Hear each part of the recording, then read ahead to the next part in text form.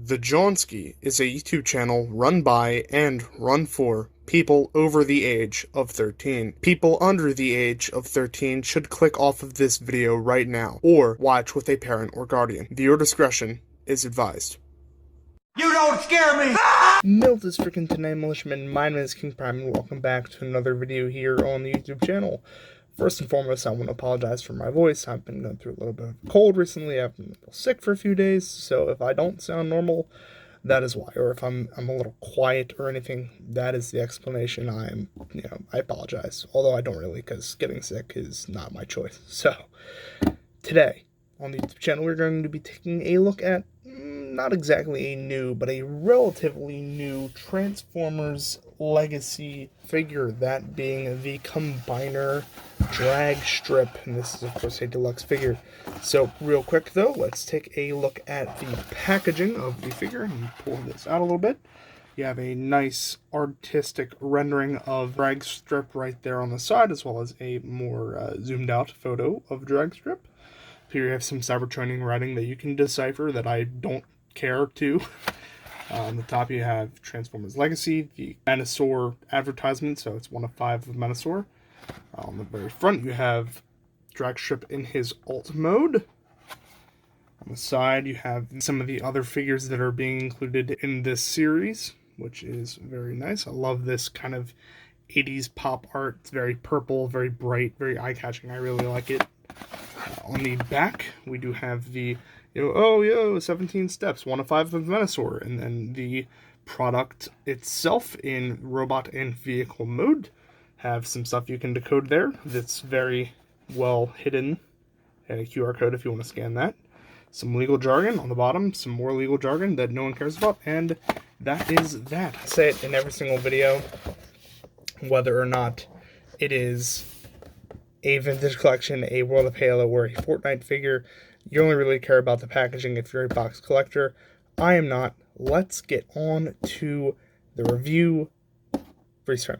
Freeze frame on freeze, and here he is. And let's take a quick look at the detailing of this figure. So first of all, and let me just move my camera closer here. I don't know why I'm so far away. He does have that distinct sort of purple and red head sculpt. We now know Dragstrip has, whether in his, across all of his various incarnations, this is seemingly the one he has, but this is the most faithful one we have to the G1 cartoon, and it looks very good. We have his face details picked out in silver, red mono visor, which is very nice. Split Decepticon tampographics on all the rest of the yellow body of the car, which I'll show off more in, alt mode. Red striping going all the way down the arms and the legs, which, you can probably guess what that's going to turn into.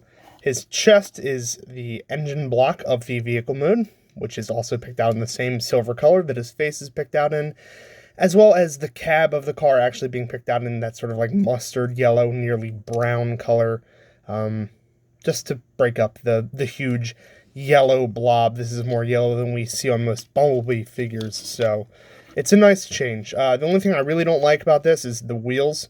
I think the wheels could have used some silver in the middle, especially up here where it's just like yellow pegs holding the wheels on, which, cost effective, but also pretty annoying in my opinion.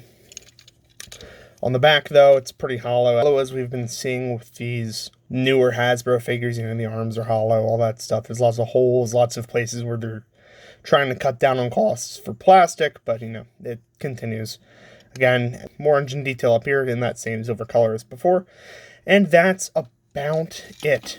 As for the articulation of this figure, you have just a swivel at the head. There's no up and down movement. You can kind of fake it, but it doesn't really stay. It's just a little bit of a wiggle because of the clearances of the plastic, but it's not official or anything, which, sucks, but whatever. At the shoulder, you have about that far outward range of motion. It kind of gets blocked by his shoulder pieces there, as well as a full 360 range of motion, even though it does have to go out and kind of abide by this piece right here. As you can see, it kind of catches it on the way down. Upper bicep swivel, as well as a elbow bend, which can go about that far in. Nothing at the wrists, unfortunately, which really sucks. Very good waist swivel. This is mainly due to transformation, though. You have a 2-part hip joint, so you can get, there's a hinge there, as you can see the pin. You can get that far range of motion outwards, as well as a peg, which makes the legs go back that far and forward that far. You have an upper thigh swivel there, as well as a knee bend, which is just under 90 degrees, as well as a toe bend, which is mainly just for transformation, but it is there. And then you also get a ankle pivot, which is very good. So you can have like some insane splits with Dragstrip, which is pretty funny. But you know, that's the articulation. Let me get a quick size comparison in here, and we will move on to the transformation. So freeze frame. You're now listening to 102.3 Real Rock FM, where we play nothing but rock, rock, and more rock. This ain't your granny's station.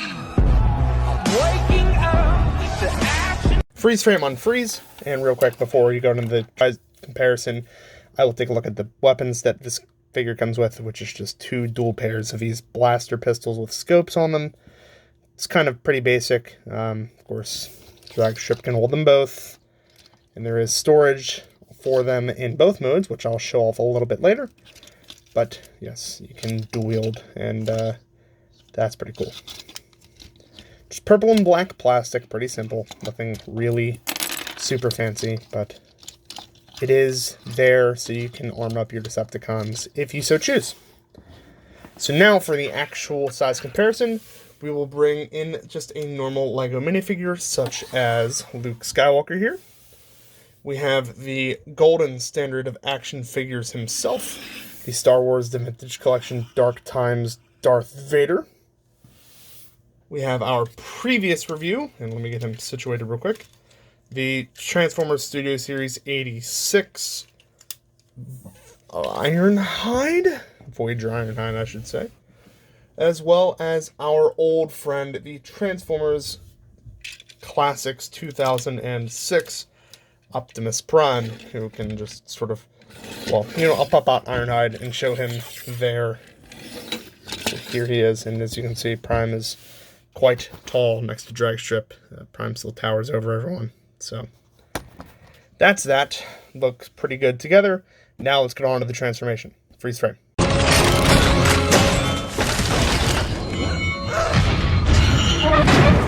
Hide, Sam!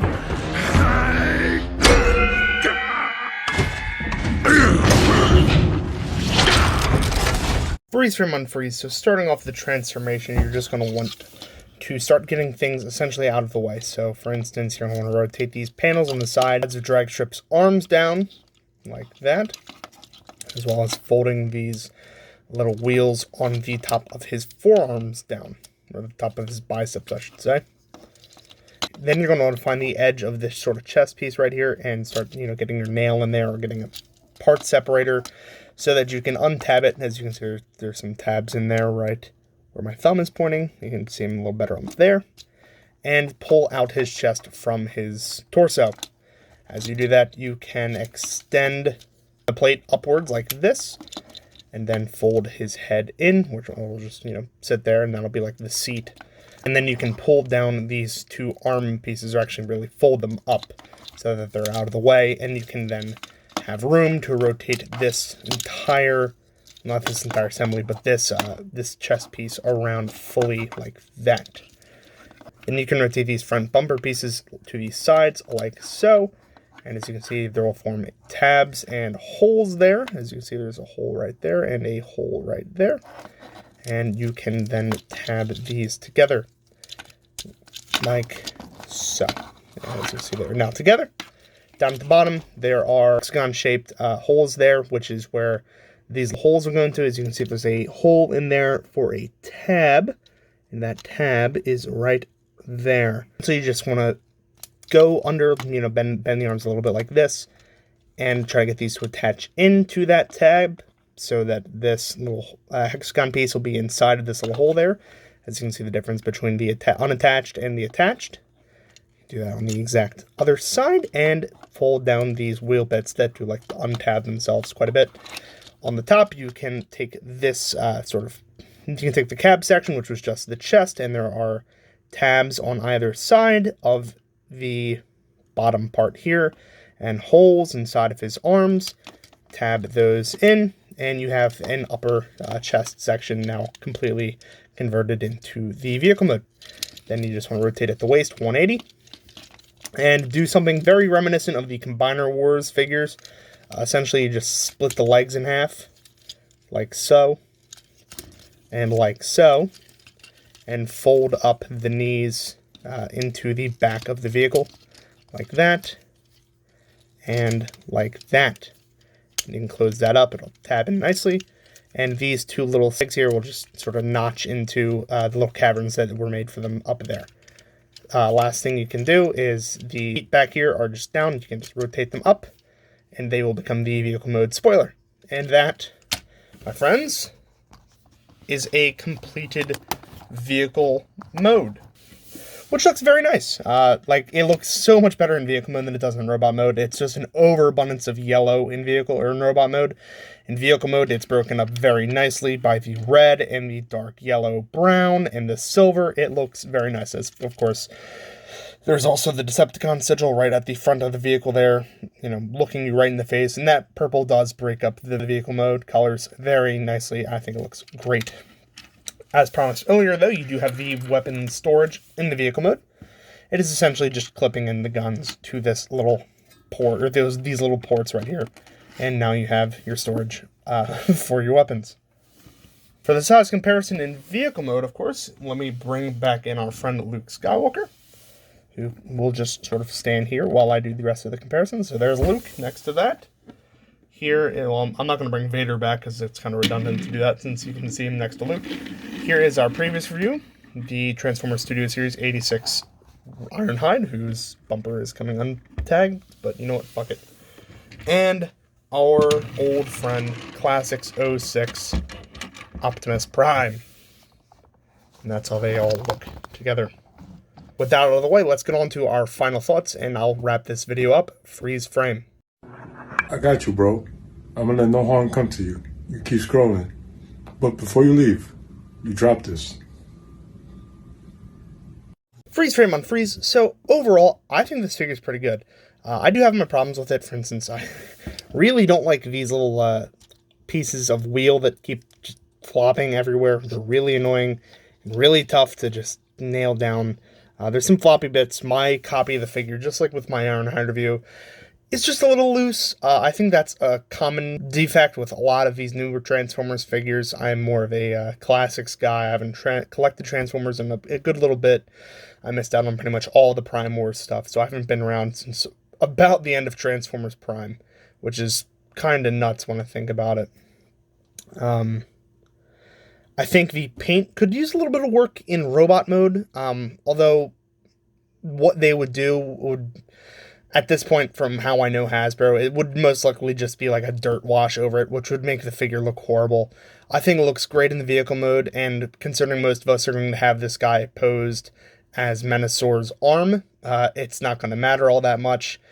Speaking of Menasor, by the way, many of you may have noticed I skipped out on the combined mode because I'm going to do a dedicated video to Menasor and all the rest of the Stunticon combiners once I get them all. Right now I only have Dragstrip and Wild Rider, and I will eventually get Breakdown, Motormaster, and Dead End.